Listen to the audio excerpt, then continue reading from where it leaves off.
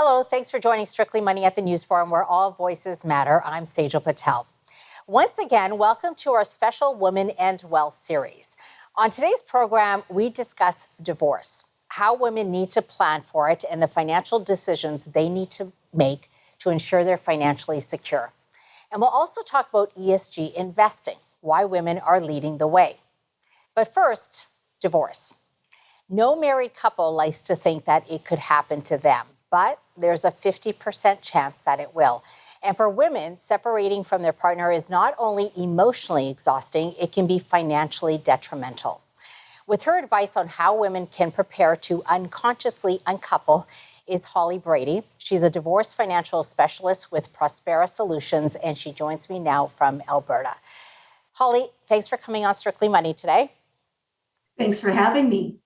You know, I work with a lot of divorced and, in fact, widowed women. And by far, the common comment that I get is how shocked they are with the financial hit that they take. And if they had known differently, they would have done things differently. How big of a role do you think financial literacy plays in being prepared and maybe cushioning the blow? It's huge. It's for anyone, excuse me, anybody going into a marital breakdown. They need to understand their finances, and for both parties, whether they're men or women, they need to understand exactly where their finances come from and what it is that they're looking to split. Yeah. And, you know, the other interesting thing, too, Holly, is I always say women are often fed this belief that talking about money is bad or wanting more is greedy. And I mean, men face that, too, but I notice that more with women. And, you know, my message is when you do think like that, you might not negotiate well, or you might avoid preparing. Do you see that? Absolutely. I see women thinking that it's bad manners to talk about money, and it's something that wasn't discussed in their own home with growing up with their own parents. And a lot of that behavior is, instilled in them from a very young age. And I think that, the more that we talk about finances, the more they learn about finances, the more they're going to be obviously in the know. Yeah. Holly, let's run through some of the mistakes that I see. One is they're aware or they're unaware of their marital debt. So credit card debt, maybe even mortgage debt. How big of an issue is that in your experience? It's, I would say about 50% of the time, there's people that come to me with, unknowingly accumulating debt, thinking that the other party was taking care of the finances and that it was all okay, that they were flush. Yeah. And then when we, uncover all the finances, we go through all the financial disclosure and data, they uncover that they are, in, hundreds of thousands in debt. And it's a very scary situation. They have to take their head out of the sand and they have to face the truth. Yeah. So going from that perspective, then they are just, stuck at a roadblock of how do we move forward from this, and how do we, go through the next step of the process. Holly, can you clarify, is one party on the hook for the other person's debt? Or does it depend? Is it dependent on jurisdiction? How does that work? Well, it might depend on jurisdiction, but I know in Alberta, basically, if it's acquired during the marriage, then it is marital property and it is marital debt. Really? So Even if it's in that person's name? Exactly. Yeah. Wow. But that's where, you're going to get the proper legal advice and get, you know, get a good understanding of what is marital property. But from what I've been working on and my knowledge, anything acquired during the marriage is marital property, whether it's in your name or not, or in a joint. Okay. Now, we only have about a minute to commercial break. Another financial surprise that I often see is that they're surprised that they have to return to the workforce, or their current job will not be enough to support them. What's your advice? I mean, what can they do? It's a hard one, because once they realize that, turning two households from one income is going to be a huge financial detriment, and they have no choice but to return to the workforce, then, either they consider retraining or upgrading. And that can take some time and some money, and that can be negotiated as part of the spouse or as part of the agreement. Right. The spousal support will continue for a certain period of time while the training is happening, which is a Okay. good thing to support the family. Yeah. And then, I think negotiating those wages with women, it's hard for us to really put ourselves out there and negotiate that higher wage because we have a certain amount of experience and knowledge.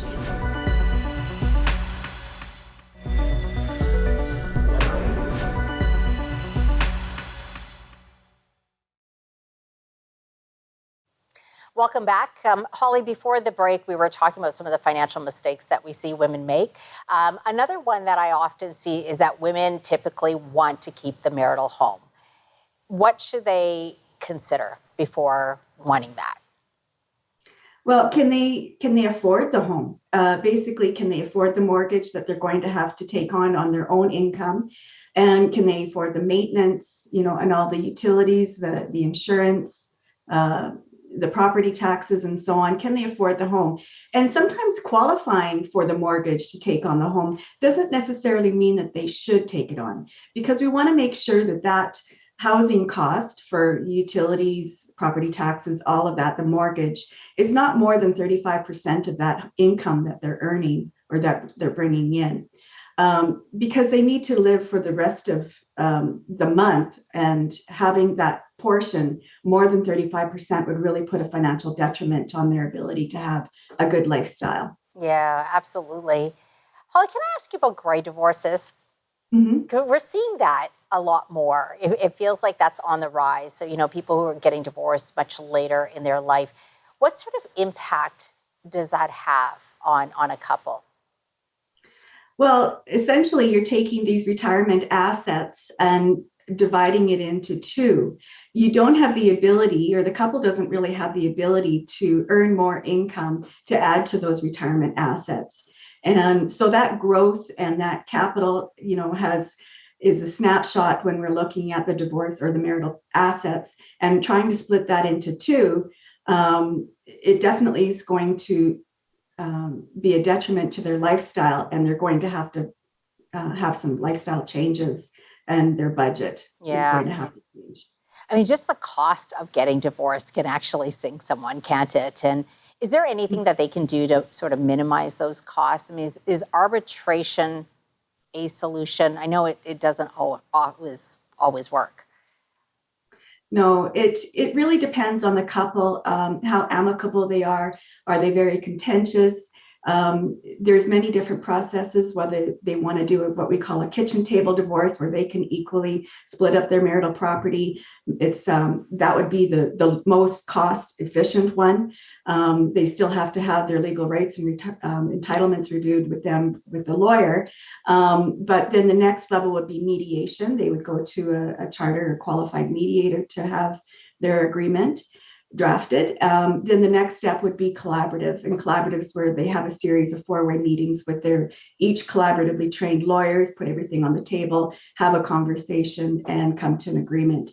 And then you're looking at litigation. Litigation is definitely going to be the most costly of the other options. And I've seen people, put hundreds of thousands of dollars Wow. into lawyer fees, legal fees, into getting a divorce. And I've seen people do it for $3,000. So it really depends if they're amicable, and they have a goal in mind and trying to retain a lot of their assets for themselves, not give it away, then they can reach an agreement. Okay. Are there certain things that are sort of non-negotiables, like that women have to really look at or ask for? And I'm just thinking maybe pensions, life insurance. Mm-hmm.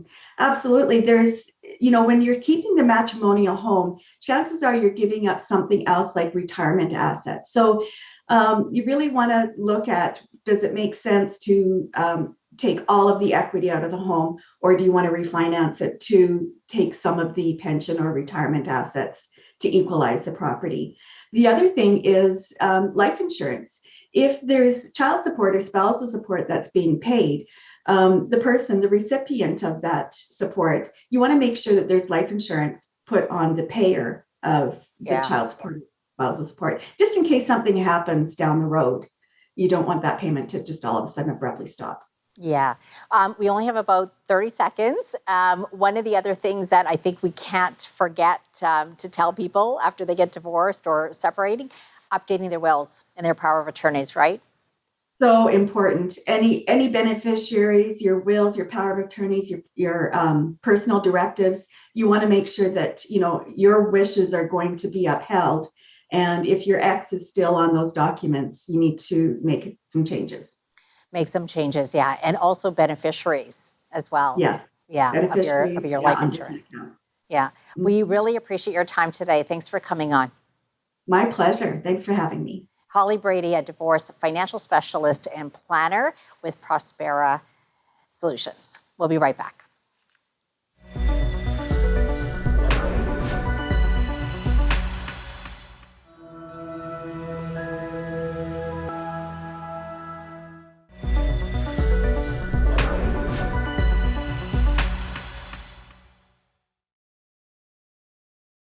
Welcome back to Strictly Money. When you think about environmental, social, and governance investing, also known as ESG investing, what comes to mind?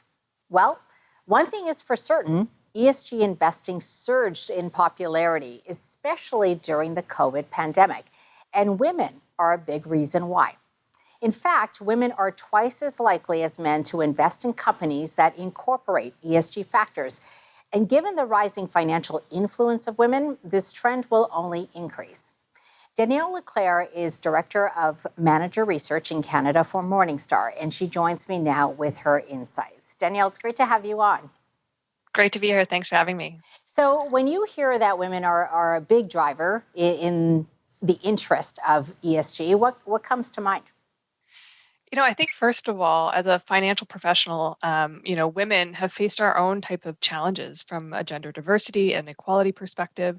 And when you think of some of the more popular ESG data points these days, gender diversity is a data point. We are a data point. So, one of the things that comes to mind for me is that as a female investment professional, we've lived ESG. We are living ESG. So to gravitate towards these types of initiatives really, supports our own sort of growth, but also allows us to contribute in a similar fashion to other type of initiatives that impact the world. Yeah. Do you think this surge, this interest, do you think that the pandemic was actually a tipping point? I mean, I feel like there was a lot of interest. I don't recall it being to this degree. Yeah, the pandemic brought a lot of different things together. If you think of from a climate perspective and the reduction in greenhouse gases with us all being at home, that brought environmental issues to the forefront. It became really a lot of political platform agenda items, working from home in terms of just, how we balance work life, and our responsibilities at home, how that shaped it. But then, coincidentally, or maybe not, there was also a lot of kind of headline issues as well. When you think about, the racial divide and the George Floyd situation in the U.S., it hit us all globally. So you're right. You're correct in saying that the pandemic really shone a light on a lot of these issues that were pre-existing prior to that as well. Yeah. Would you say, Danielle, that the interest is sort of across the board? Like we talk about the E piece or the environmental piece that I feel like gets a lot of headline, and especially because of regulatory pushes. Or do you think there's interest sort of on the social side in governance? Is it fairly even, would you say? I would actually say, yeah, the environmental side is the headline topics, and a lot of the social issues tend to be a little bit harder to address, I guess you could say, or to quantify. But to your original point on the pandemic, I think that that's what's really shone the light on the social side of things as well. So we're actually seeing a pickup in the social issues as well being addressed, I would say, and governance. From an investment perspective, this is a one that most investors or more professional investors would say they've always considered. But at the same time, we're living a Russia-Ukraine issue right now where governance is sort of, being very popular in the headlines. So, I would say that the social and the governance are up and coming. The environmental is definitely the headline right now. Yeah. Can you clarify, how does SRI fit in? So socially responsible investing, I think there's key differences. I would love for you to explain that between SRI and ESG. I mean, I know they're both about building responsible portfolios, but what do viewers need to consider? One of the things I would say is that not only just ESG and SRI, but there's a lot of different taglines out there, terminologies and categories when it comes to responsible investing. SRI is really kind of the grandparent of all of them. And so SRI is traditionally known as kind of more values-based investing, more exclusionary-based investing. Something like a religious mandate would fall into that type of category. And they're still very relevant today, but I would say we've also sort of expanded. To use an ice cream analogy, we've gone from kind of vanilla and chocolate to Baskin Robbins 36 flavors, and ESG is one of them. And the CSBA Institute has an interesting quote where they say ESG investing is finding value in companies, not just supporting values. And so I do think it reflects the expansion and the opportunities we have for ESG investing today.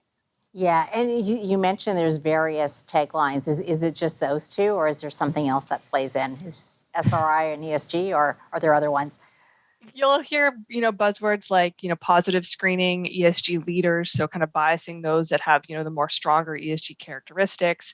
Thematic funds fall into that. So the environmentally oriented ones, there's some women ETFs out there geared towards companies that are run by women. Negative screening, ESG integration is another version. Okay. There are some regulations out there, hopefully looking to standardize some of those terms, Yeah. but it's a little bit of an alphabet soup out there right now. Okay, we're going to take a quick commercial break, and when we come back, we'll talk about how one can pick those investments, because I know it's not always easy.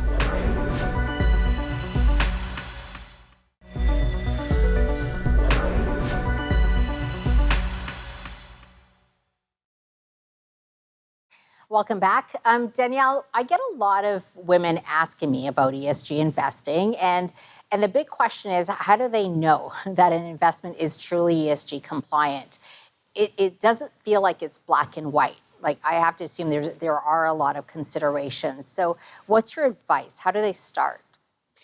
You're right. It's definitely not black and white. In fact, across the world, there's different definitions and qualifications for what ESG means. When you're looking at an ESG investment, the first thing I always say is consider why you're looking at an ESG investment. Like, what is your values that you're looking to align?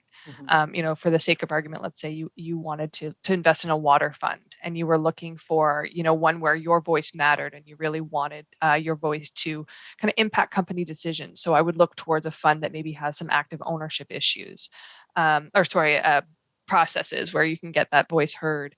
I wouldn't necessarily default to the ETFs out there that might be the easier options, because they might not be reflective of what you're trying to do. So looking at the investment mandates, understanding the intent, and a bit of a cautionary tale is to avoid, a term called greenwashing. And that would be either intentionally or not intentionally kind of not executing on the intent behind the ESG strategy that you're investing in. It's a little harder to weed those out, but there are some regulations coming that could help that. Yeah, it's interesting. You mentioned ETFs. Is there a way that they can actually screen it? Like, would the fund fact sheet show that, or where can they find more information? It would describe a little bit more detail how they do that. And I would say on the ETF side, this is a generalization, but a lot of them are screened. And so they look at ESG metrics that would be biased towards certain themes. So, ESG leaders being one of them, I mentioned that earlier. That would be just leaning towards higher rated ESG companies based off of a third party data provider. So that should be included in the fund fact sheets for sure. In terms of risk and returns, is there more inherent risk involved? And I say this, like, for example, you talked about Russia, right? So a portfolio manager, they invest presumably for the long term. And then you have some sort of geopolitical incident that we're seeing now. So now these portfolio managers are in a dilemma. It's do they sell the stake in, say, Russian energy, and and maybe taking a financial hit? I mean, what's that? What are the considerations that an investor has to think about? Mm-hmm. So generally speaking, there's been a lot of quantitative studies done on this. ESG investing as a whole doesn't necessarily increase returns, but it does reduce risk or reduce volatility in returns over the long term. So that's sort of just a generalization. It then kind of goes into the consideration of what the ESG intent is. You might have an ESG investor that wants to own, controversial companies with the intent to change them. And so understanding that that could present higher short-term risks versus another one that might just completely avoid those as part of their investment strategy. So, the risk return trade-off in general kind of depends on the intent of the ESG strategy. Okay. Do you think regulators are keeping up, and do you think they're going to be the driving force of how this space evolves? Well, I guess you could say in the industry, once it becomes a rule, then yes, it will force things across. Looking at, Europe, for example, where there are some harder rules, you've definitely seen investors and investment management firms pick up the ESG-ness and the sincerity behind their approaches. Canada and US are still sort of working towards that, but there's definitely a lot of improvement coming with some guidelines that I do expect to be regulations. But a lot of these fund companies also do function in other markets where ESG standards are established. So you're seeing that crossover into Canada, regardless of where we're at with our own regulatory initiatives. Okay. We only have about 30 seconds left. If there's a trend in this space that we should watch out for, what do you think that's going to be in the next, say, year or two? Climate change is in. It's the hot topic. It's what all the political leaders are talking about. There's a lot of initiatives that the investment management firms are joining. And so I would say climate is going to be and continue to be the main topic when it comes to ESG investing. Okay. Appreciate your insights today. Thanks for coming on. Thank you very much. That was Danielle LeClair of Morningstar, Canada. Well, that wraps up our special Women and Wealth series. To catch previous episodes, head to thenewsforum.ca. And if you haven't signed up for the National Bank's Invest in You event for women, you still have time. Head to the link shown on your screen. I'll be hosting it on April 5th, and I look forward to seeing you there.